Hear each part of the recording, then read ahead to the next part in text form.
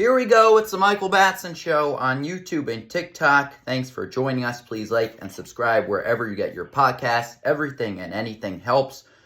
We have a friend of the show. We'll call him now. He's been on 4 or 5 times. Texans insider, Houston radio host Sean Pendergast stops by. Sean, how are you doing? We haven't spoken in a few months.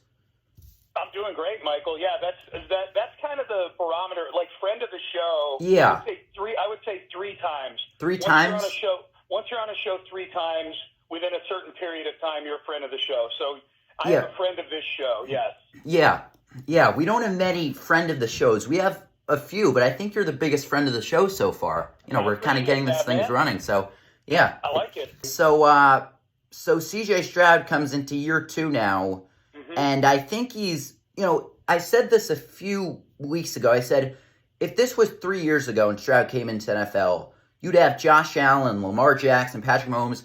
Now all the great quarterbacks are 28, 29, 30. Stroud is probably the best younger quarterback. So how could he build on year 1? And what's the next step? Because he's not Josh Allen right now. He's not Patrick Mahomes right now.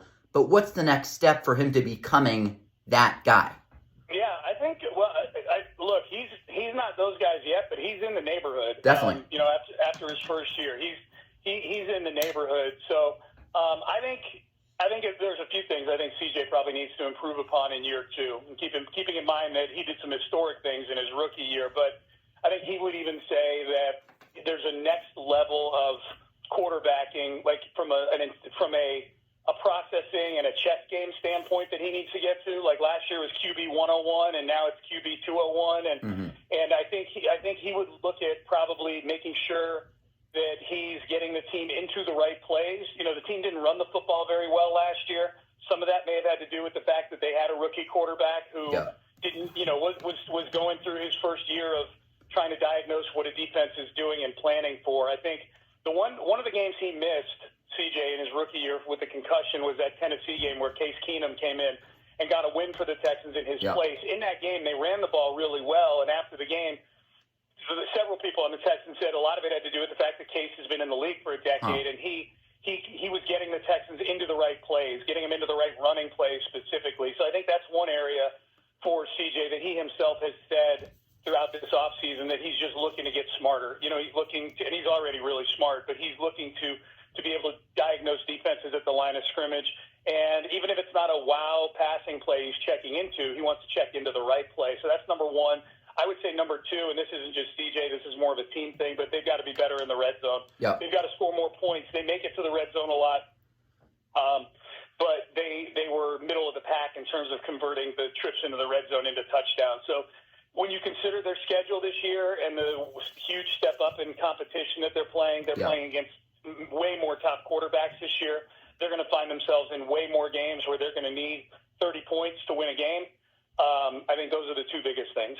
So the Texans add Stefon Diggs. We were talking off the record maybe a month ago. I was in Europe, and we were talking about Stefon Diggs and how his whole perception of how he's a diva and how there was a fallout in Buffalo. That's not true, and you're saying there's a really good connection there in Houston already between him and Stroud. Yeah, really good connection, not just with CJ, but I would say with the other receivers in that room and his teammates in general. Diggs, that was one of the things that I was taken aback by in camp, even though you had heard people in Buffalo say that early on, Diggs was great. It was just really the last year or so where things kind of soured. But he was going out of his way to work with some of the other receivers. He was going out of his way to work with defensive backs after practice, giving them little tips on things. I mean, you can't separate Tank Dell from Stefon Diggs. He's practically attached to his hip. He follows him around like a little brother. So that's good. So Diggs has shown extreme leadership qualities. DeMeco Ryans loves him, like absolutely loves him. And he's got a real connection with CJ. They've been working out in California together prior to training camp. And on top of all that, it's not just the leadership stuff. He was their best offensive player throughout training camp. Stefon Diggs was. He was open all the time. Yeah.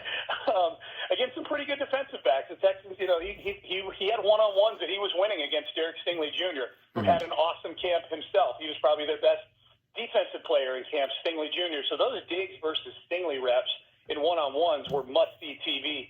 So Diggs has been great. I don't think that's looking at it through Texans colored glasses. I've been at every single practice other than the 3 practices they had in Ohio.